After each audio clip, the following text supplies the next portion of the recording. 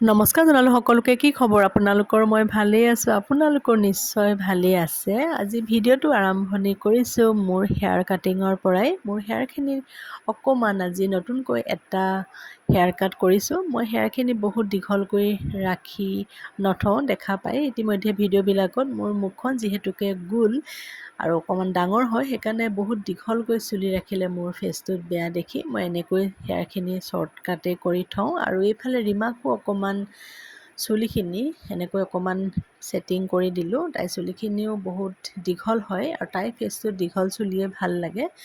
এনেকৈ তলতো অকণমান শ্বৰ্টকৈ এটা হেয়াৰ কাট কৰি দিলোঁ। অকণ মাজে মাজে চুলিখিনি কাটি থাকিলে দেখিবলৈও ফেচটো বহুত ধুনীয়া লাগে। আৰু এইফালে আমি একাপ চাহ খাই ল'লোঁ। চাহ খাই আৰু আমি কামত ধৰিলোঁ। এইফালে এগৰাকী বাইদেউক এটা ফেচিয়েল কৰা হৈছে। তেওঁ মান্থলিয়ে কৰে ফেচিয়েল। আৰু চাওকচোন তেওঁৰ স্কিনখন কেনেকুৱা ধৰণৰ ডেজলিং কৰিছে। তেওঁ এল'ভেৰাৰ যিটো ফেচিয়েল হয় সেইটোৱে তেওঁ কৰে। আৰু এইফালে ৰীমায়ো কামত ধৰিছে। এফালে ময়ো এনেকৈ দিনটোত যি কাম কৰিলোঁ তাকে আপোনালোকক অকণমান ভিডিঅ' কৰি ৰাখিলোঁ। সকলোবিলাক ভিডিঅ' কৰাটো বাৰু সম্ভৱ নহয়।